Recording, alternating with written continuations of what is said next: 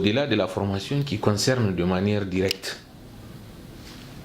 les étudiants, l'université fait de la recherche aujourd'hui dans une vision de répondre aux préoccupations du monde paysan, tout en renversant la tendance habituelle qu'on connaît, un chercheur qui s'assoit dans son bureau et qui lui-même imagine ses thématiques de recherche. Il fait sa recherche, mais une recherche qui reste une recherche personnelle qui est peut-être en lien avec une ambition personnelle pour évoluer dans les grades. Et au-delà, à travers ces projets, on a démontré que les universitaires sont capables de reprendre les préoccupations des paysans, en faire des thèmes, des recherches, élaborer des protocoles. Et dans le cadre de la réalisation ou de l'exécution de ces activités, ils impliquent ces acteurs pour qu'ensemble, on expérimente, on transfère l'innovation qui devient une réponse à leur développement. Donc, on vient d'illustrer à travers ces colloques que,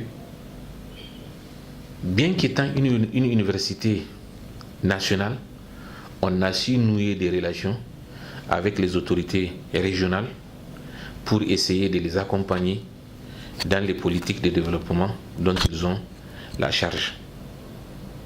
L'université est intégrée et son intégration, c'est aussi à travers le soutien dont il jouit avec les autorités coutumières, les sultans, avec les élus locaux. On a vu leur forte mobilisation au niveau de ces colloques. Le gouverneur de la région, les services décentralisés de l'État. Donc, pour dire que nous travaillons dans un dynamisme sans oublier les organisations internationales et les ONG présentes dans la région de Maradi. Et en marge de cet atelier, on a procédé à une rentrée solennelle. Et cette rentrée solennelle, son caractère, c'est quoi? C'est pour rassurer les parents de nos étudiants que nous sommes en train de mettre fin à cette situation d'année infernale, d'année chevauchée, pour qu'il y ait une lueur d'espoir aussi à leur niveau. Plus maintenant, à travers le colloque aussi, en disant qu'au-delà de cette formation, quand même, nous sommes en train de faire des choses intéressantes avec les populations en vue de leur bien-être, qui est le nôtre aussi.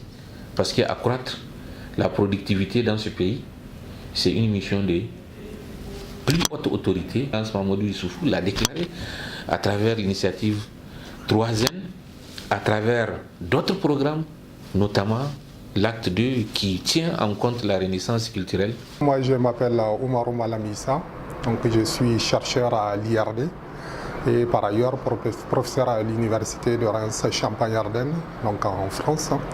Je suis pédologue, c'est-à-dire que je travaille sur le sol. Et donc moi je suis collaborateur de CAOPI, puisqu'en fait dans ce cadre, je suis le directeur de thèse de Abou Soufiane qui travaille sur le striga. Donc le striga, c'est un parasite en fait du niébé. Donc c'est quelque chose qui détermine la production du niébé. Donc je dirais c'est la première chose, ma première motivation à être dans ce séminaire. La deuxième, c'est aussi de réfléchir à des pistes de collaboration dans le cadre de la deuxième phase de CAOPI Score.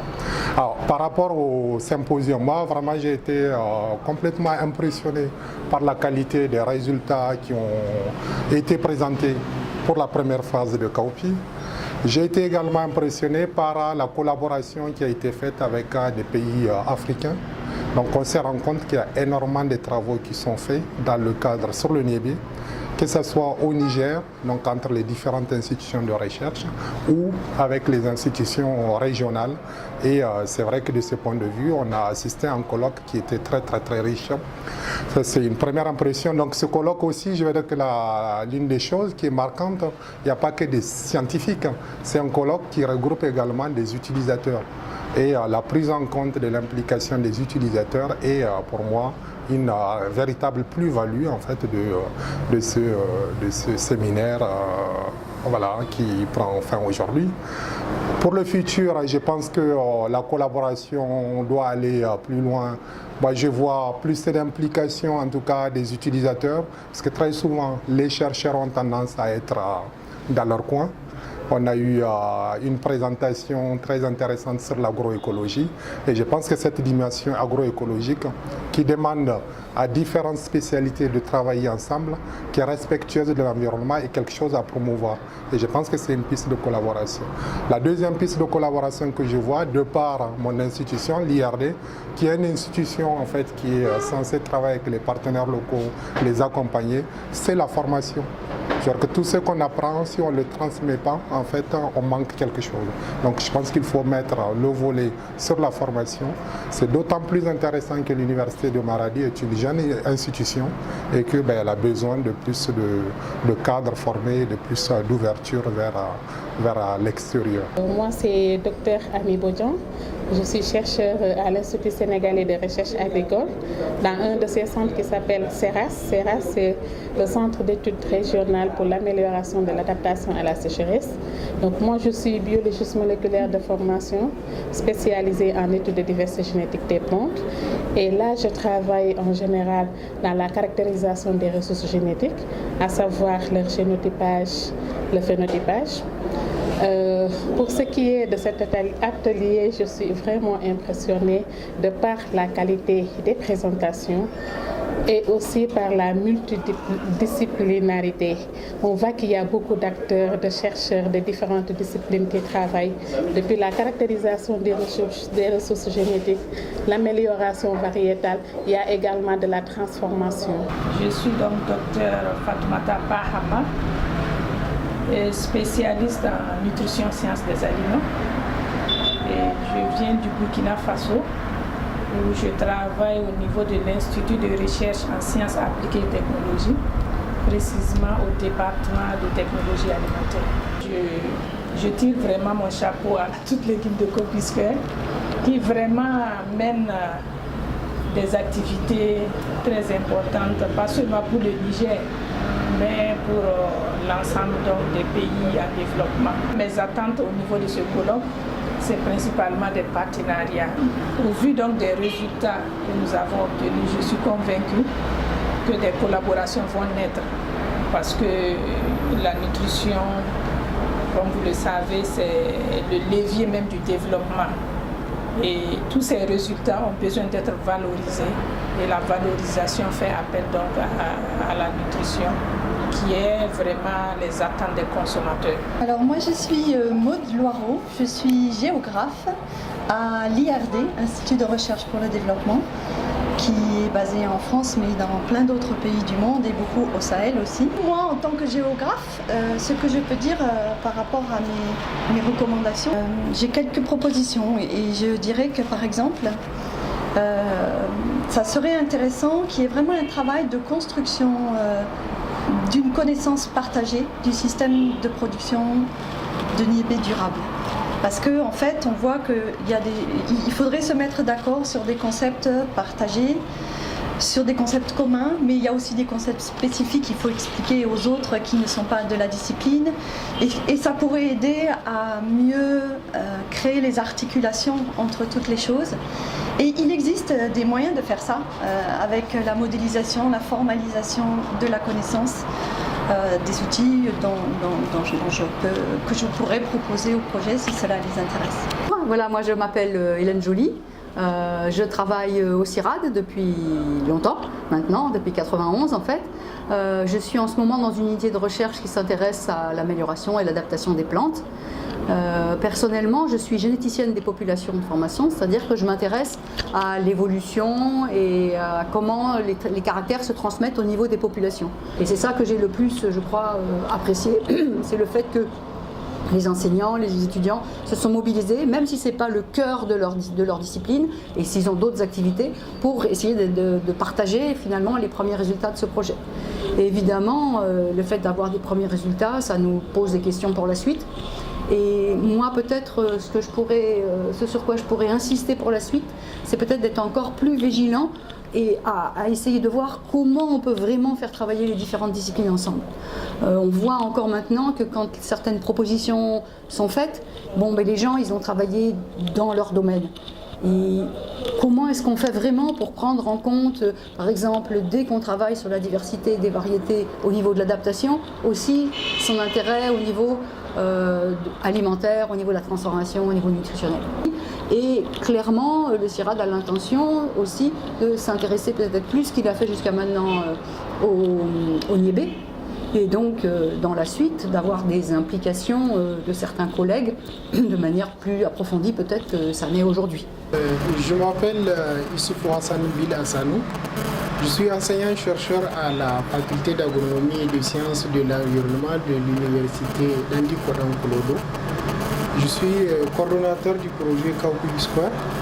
Alors, l'objectif du projet Kaupui Square, c'est de développer des variétés multirésistantes et double usage, multirésistantes à la fois au striga et à la sécheresse et multi-usage. Notre objectif à travers ce projet, c'est impacter ou améliorer la production des producteurs, des éleveurs et des transformatrices, améliorer leurs revenus à partir d'une bonne production fourragère, d'une bonne production en graines et de bonne qualité. Pour ce projet, nous l'avons pensé depuis le début avec les producteurs. Des études diagnostiques ont été entreprises pour recueillir les besoins des producteurs en termes d'amélioration variétale. Un schéma de recherche a été mis en place pour atteindre ces objectifs. Vous avez un volet sélection variétale qui consiste pour nous à tester dans les champs des paysans un panel de variétés qui répondent dans le souci de voir celles qui répondent aux options, au contexte de ces producteurs-là. Mon nom c'est Massaoudou Ibrahim, je suis directeur général de la société Optimus Engineering. Optimus Engineering, en fait, c'est une société de services et d'ingénierie informatique. Notre rôle, en fait, la collaboration entre notre société Optimus Engineering et le projet Kaupui Square tourne essentiellement, en fait, autour de la mise à disposition de la technologie, de l'information et de la communication dans la recherche, dans les projets de recherche et développement. Dans le cadre de leur projet, en fait, les différents chercheurs collectent des données. Ces données, nous fournissons en fait des plateformes informatisées pour collecter ces données au plus proche des paysans.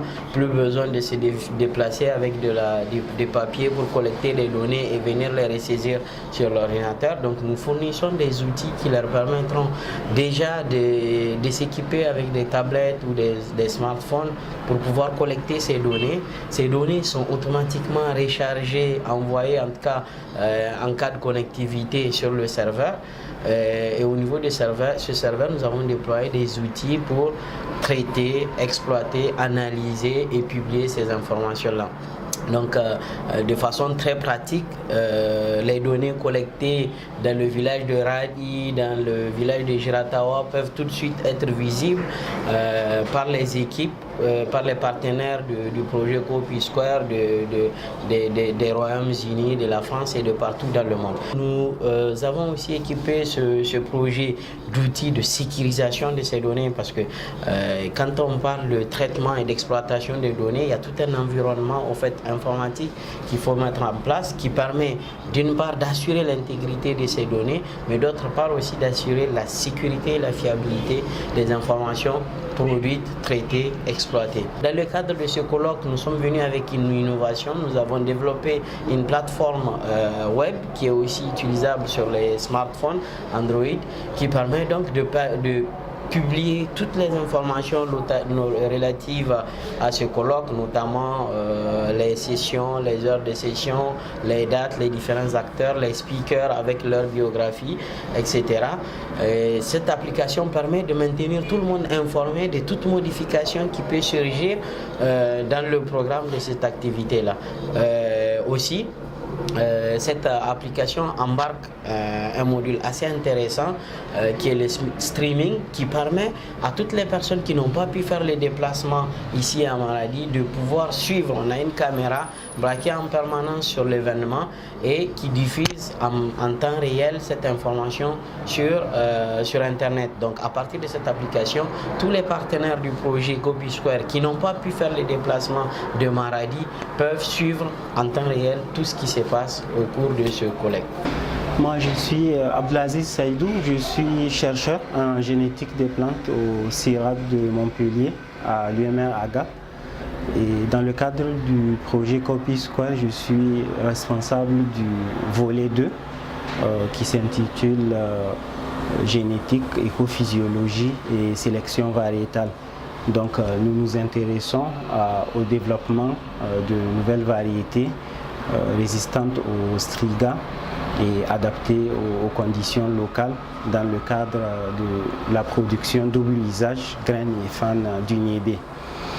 Et nous caractérisons également la diversité génétique du niébé à l'aide de marqueurs moléculaires et SNP. Et nous faisons également des essais d'évaluation de variétés existantes avec des réseaux paysans, avec notamment 2 grandes expérimentations qui ont été conduites. Donc une première entre 2016 et 2017 qui a consisté à tester 46 variétés dans une quinzaine de villages des régions de Dosso, Maradi et Tillabéri, avec parmi les 46, 15 variétés par village pour voir les meilleures variétés en termes de préférence des producteurs et en termes d'adaptation locale. Donc cet essai a été répété 2 fois et a permis de retenir les meilleures variétés pour chaque village dans le cadre de l'évaluation participative. Le deuxième type d'essai que nous avons conduit, c'est donc un essai qu'on appelle des essais décentralisés à large effectif qui a permis donc de faire des tests de 3 variétés par paysan dans un réseau de 200 paysans dans les mêmes régions du projet.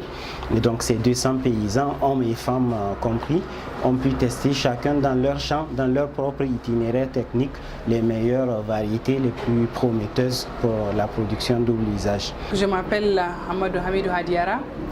Je suis étudiante en 3e année de thèse à l'université Abdou Moumouni de Niamey. Mais ma thèse est financée par le projet Copy Square depuis septembre 2016 et je travaille sur la sélection variétale. Donc en un mot, ma thèse consiste à créer de nouvelles variétés de niébé double usage qui sont résistantes à Striga gesnéroides. Striga qui est une plante parasite qui cause énormément de dégâts sur le rendement de la culture de niébé. Donc le projet Copy Square m'a permis vraiment de mener mieux mes activités de recherche parce que toutes les activités de terrain sont prises par le projet Copy Square et je fais également des analyses moléculaires dans les laboratoires à l'extérieur parce que nous n'avons pas ces laboratoires adaptés à ces genres d'activités. Donc le projet prend en charge mes déplacements, le projet prend en charge aussi mes manipulations dans ces laboratoires à l'extérieur. Je m'appelle Dr Abou Togola, je suis malien mais je suis chercheur à l'ITA, Institut International d'Agriculture Tropicale. Je suis basé à Kano et je travaille avec les sélectionneurs sur l'amélioration du niébé. Je suis entomologiste de formation où je fais ma recherche dans le cadre de la lutte contre les insectes, de la culture en général, mais du niébé en particulier. Voilà. Donc, en ce qui concerne le projet Copy Square, ma participation à ce colloque a été vraiment une très grande satisfaction pour moi, parce qu'en tant que chercheur, ça m'a permis d'avoir d'autres idées comment faire la recherche. La recherche surtout participative. Nous, notre recherche est carrément centrée sur la recherche moderne, trop scientifique, qui ne prend pas souvent en compte l'appréciation ou la perception des paysans. Donc la participation à ce colloque m'a permis d'avoir une ouverture plus large sur comment innover notre façon de faire la recherche en intégrant la perception des paysans. Ça m'a beaucoup donné des connaissances qui vont me permettre d'améliorer ma façon de faire. Alors, sur les points de collaboration, j'ai exploré beaucoup de points. Parce que c'est Campus Square est basé au niveau de l'université de Maradi ici. Et une composante intéressante, c'est les étudiants. Et nous avons la capacité de participer dans la supervision des thèses, des doctorats, des masters. Donc ça peut être un point de collaboration surtout. Nous, on n'est pas loin, on est juste à Kano. Kano et Maradi, ça fait quelques kilomètres seulement. Donc nous pouvons accepter des étudiants dans le cadre de l'encadrement où nous pouvons faire des déplacements ici pour renforcer la capacité des étudiants. Nous devons nous impliquer dans la formation de la relève. Et donc, quand nous arrivons à transmettre nos connaissances à ces étudiants, ce serait un point de satisfaction pour nous tous. Et je crois que c'est une recommandation que je ferai à Campus Square pour que nous puissions renforcer des relations dans le cadre de l'encadrement des étudiants. Okay. My name is Mohamed Lawan Omar. I'm a coffee breeder. I came from Nigeria. I work with the Institute for Agricultural Research at base in Ahmadu Bello University, Samaru, Nigeria.